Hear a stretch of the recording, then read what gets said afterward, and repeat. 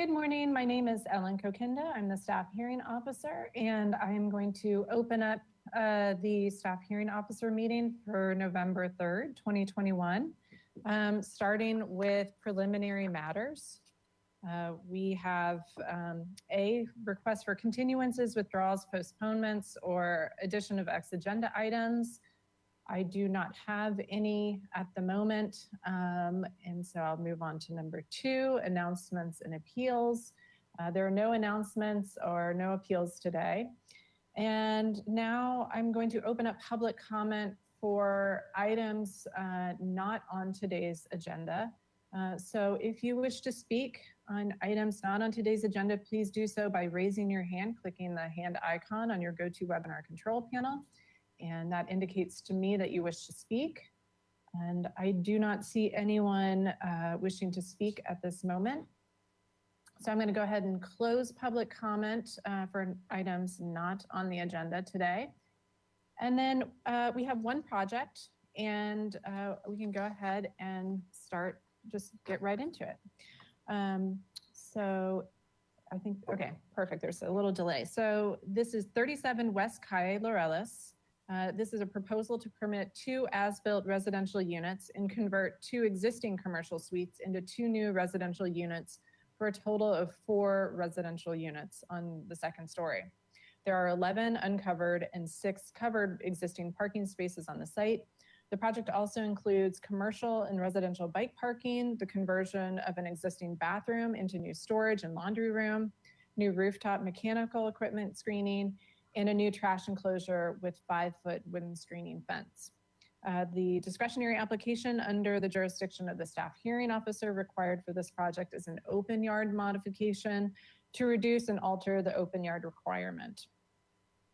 So I'm going to go ahead and ask Mr. Dostalek, staff, to present the project, and then afterwards I will have Mr. Greer, the applicant, come on, and then we'll do public comment. So Mr. Dostalek, please go ahead whenever you're ready. Great. Thank you, and good morning, Ms. Kokinda. I'm Robert Dostalek, Associate Planner with the Community Development Department. And as noted, the project before you today is for an open yard modification in association with the conversion of existing, commercial tenant spaces into residential units. And the project site is located at 37 West Calle Laureles. And the project site is located in the upper state neighborhood of the city at the intersection of De La Vina Street and West Calle Laureles, as you can see on the vicinity map there. And Mr. Russell, if you could scroll to the site plan, sheet A 1.0.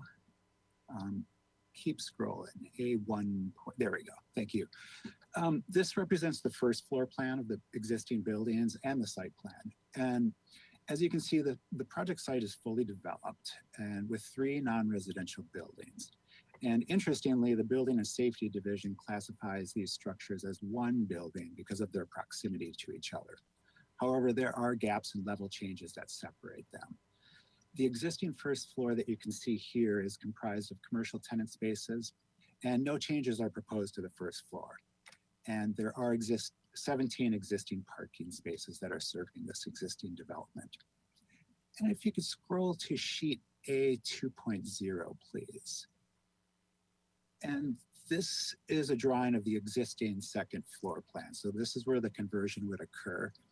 And you can see that this is also comprised of commercial tenant spaces. And it also has approximately 836 gross square feet of decks, walkways, and stairs. And if you could scroll to sheet A 2.1 now, which is the proposed 2nd floor plan. There we go. So this is the proposed configuration of the residential units. And the project involves the adaptive reuse of 4 existing commercial tenant spaces on the 2nd floor by converting them into 4 one-bedroom apartments. And each new apartment would be assigned an existing covered parking space. In addition, approximately 185 square feet of common use deck / walkway on the 2nd floor would be enlarged to 285 square feet for the exclusive use by the apartment tenants.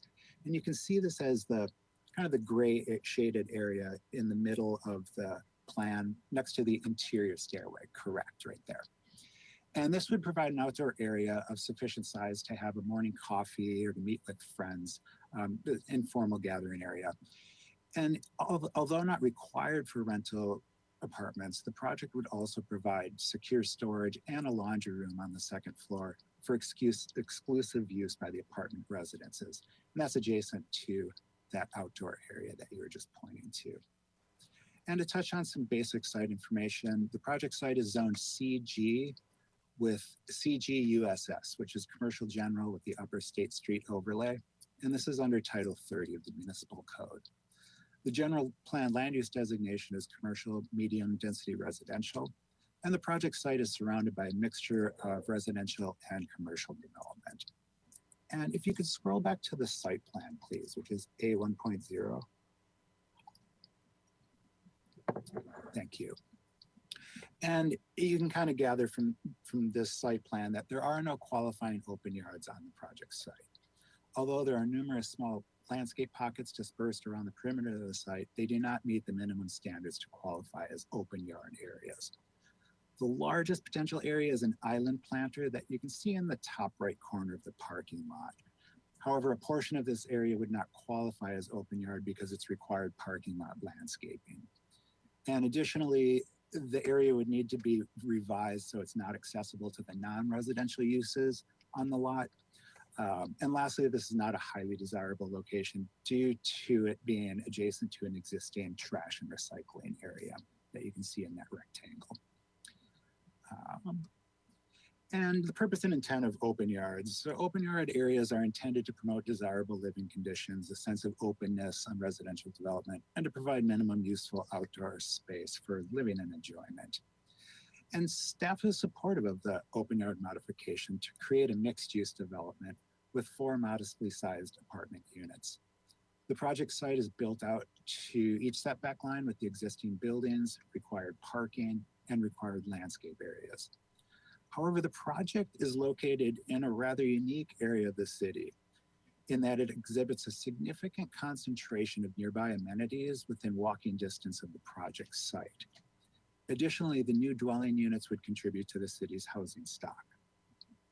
And if you could scroll to the last page of the site context exhibit, that I believe was provided. Yeah, that one. If you can go to the very last page, please.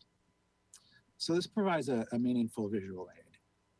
And the applicant will have an opportunity to walk through other parts of this exhibit in more detail if needed. As you can see, there's a dashed circle around the project site, and that represents a 5-minute walk.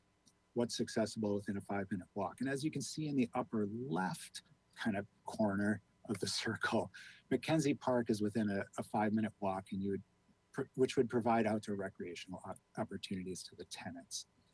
And in addition, there are 2 grocery stores, numerous restaurants, retail, self-care, and entertainment facilities at bars are all within a 5-minute walk of the project site. Furthermore, the project site is adjacent to a designated bicycle lane along De La Vina Street and multiple bus stops along the State Street corridor that are all within a 5-minute walk. And if you could go back to the site plan again, please. There we go. And as noted in the applicant letter, alternate design options were explored. However, due to the ground floor layout and multiple levels on the second floor, retrofitting private balconies for private open space for each dwelling unit was determined to be financially infeasible just because of the high retrofitting costs. And in addition, using the rooftops is not feasible due to the practical challenges posed by the existing HVAC equipment and the floor level changes between the buildings. And it's pretty easy to spot that on an aerial. And if you could go to sheet A2.10 again, which is the proposed floor plan.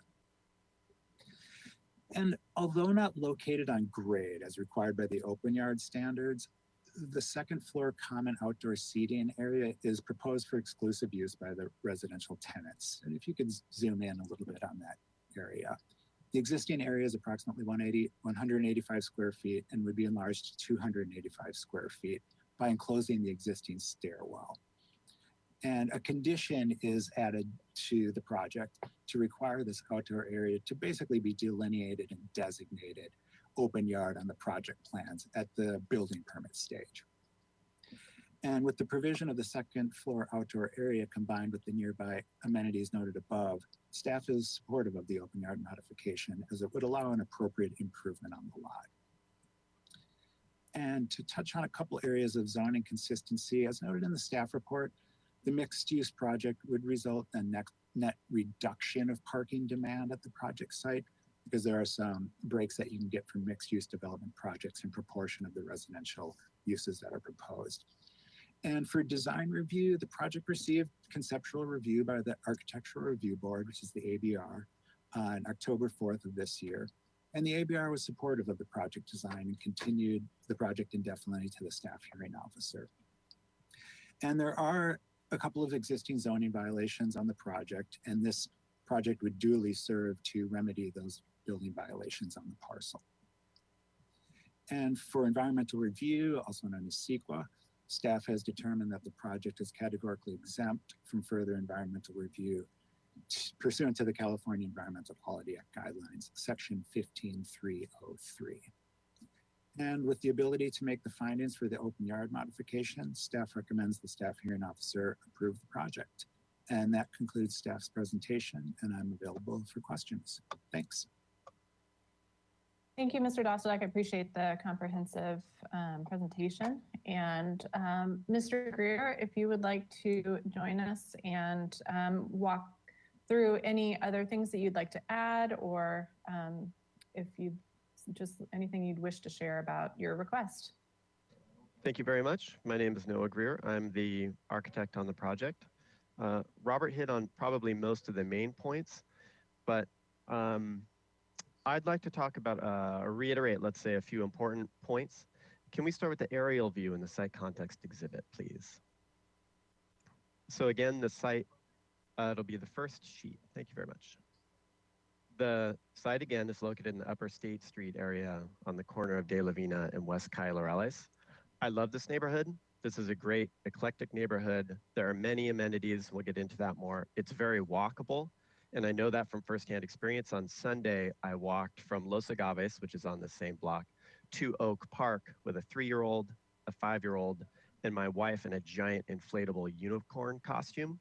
So if it's walkable within a giant unicorn, an inflatable unicorn costume, then I would deem it a walkable neighborhood. And even in the foreground of this photo here, there's a large gray roof. That's Trader Joe's, which I think is a huge asset for the neighborhood in general. So the site itself in the middle of this view, at the street level, we have first floor, 1-story commercial, let's say, and it sort of turns the corner there from West Cayo Laurales to De La Vina. And there is a 2-story portion of the building set back on the site.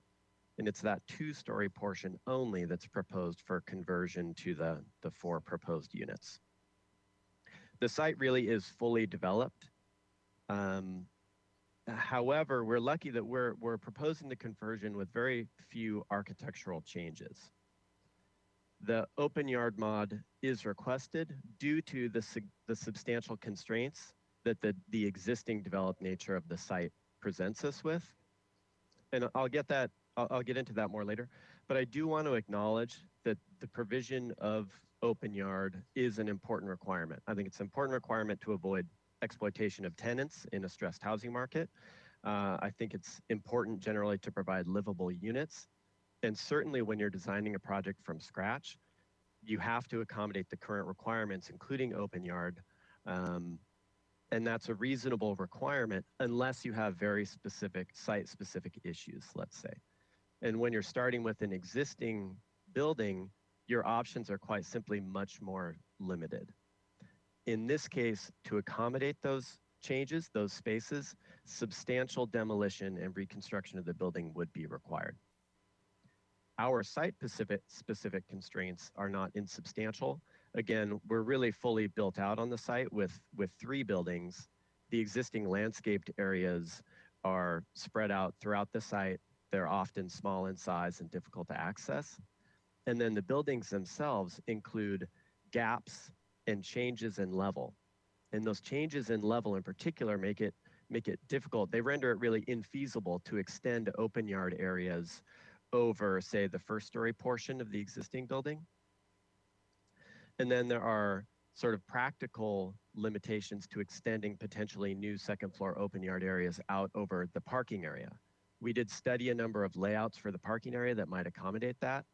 And in the end, we concluded because of seismic requirements and just practically moving cars around and the cost involved in building something like that, it was an infeasible option for the project. I'm happy to say that ABR supported the project on October 4th. Their minutes concluded, and I'll quote, "The project includes an appropriate amount of open space and landscaping. The reduction of open space and landscaping is appropriate." And I hope you'll conclude the same. I'd like to fly through the site photos, please, on the next sheet. We'll show a few photos of the site itself, and then we'll fly through the neighborhood. So this is the site with the existing building footprints shown. We have 6 photos we can flip through here. So I'll just very briefly say, view A across De La Vina, that's a first floor eye center that was recently remodeled. And the second floor is visible behind that. And there would be 2 residential units proposed there. Thank you. View B shows a barbershop, an art studio, and an eyeglasses shop on the first floor. And you can see again, the second floor roof is just barely visible above that. Thank you, next slide. Views E and F are the views from the alley. View C, you can see the side of the barbershop and the staircase that leads up to the proposed new apartments on the second floor. And then in view D, you're seeing that same staircase as it wraps the corner. Thank you, next slide. These are views from Archer's Alley, looking back at the second floor units. Again, very, very few changes are proposed to any of these elevations. Next slide. The neighborhood itself is definitely mixed in nature. We can go to the next slide. These are the photos we'll flip through. And staff, if you could just give 2 or 3 seconds per slide, please.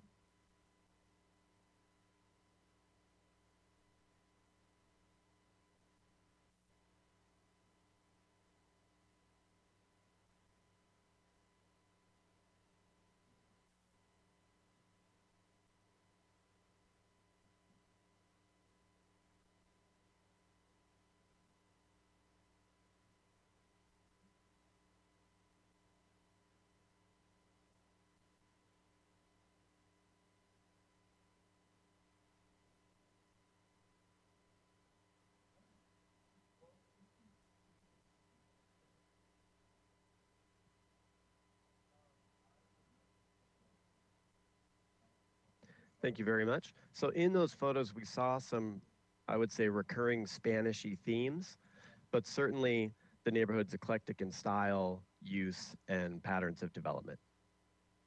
Now speaking to the amenities exhibit, I want to start by saying we studied a number of design options to accommodate the open yard. We're only requesting the modification due to the site-specific constraints and also due to what we feel are incredible site-specific amenities, even within a 5-minute walk from the site. In our mapping here, the site is at the middle with the site boundaries outlined in black. And again, the dashed line is just about 1/5 of a mile or a 5-minute walk.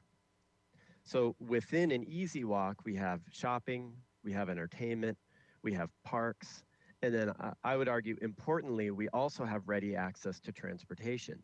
The dashed blue line along State Street there is bus routes.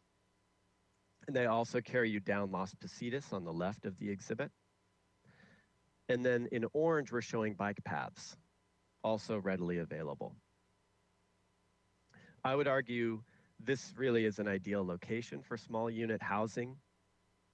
And I think as the housing crisis intensifies, as I believe it will, I think it's appropriate to seek solutions within the urban core wherever that is possible. Additional residential units in these areas support a vibrant local economy. They reduce the need for cars. Hopefully they reduce the amount of parking area we have to devote these areas to. We have a glut now of vacant office spaces. while we also have a desperate need for housing within those very same areas. I believe that mixed use conversions like this can help address that problem, while also arguably minimizing the community impacts of demolition and construction. I do want to acknowledge the neighbor comments that were received last night. I just very briefly was able to read them before this hearing began. And there are concerns about impacts to the neighborhood from construction. I would like to say that there were concerns about hours of construction. Those hours of construction are standard within the city. The project will be conditioned accordingly. I hope that will address that concern. And I would also say in terms of disruption, the good news about this project is the architectural changes are really very, very limited. Then I'd like to conclude. Can we go back to the aerial image, please? Again, we're not proposing any significant architectural changes. We are requesting an open yard modification purely because of the substantial constraints that we have with the existing development. The site-specific constraints, again, just very briefly, the amount of development essentially and the nature of development. Again, the ABR determined that they would support the project, and I hope that you, the staff hearing officer, will concur that we have here unique constraints and considerable neighborhood amenities that justify the requested modification. I personally believe that solving our housing crisis will require creative solutions within the urban core and utilizing existing buildings wherever possible. Thank you very much. Thank you so much, Mr. Greer. And if I may ask you to turn your webcam off and mute yourself, I'm going to go ahead and open up public comment on this item.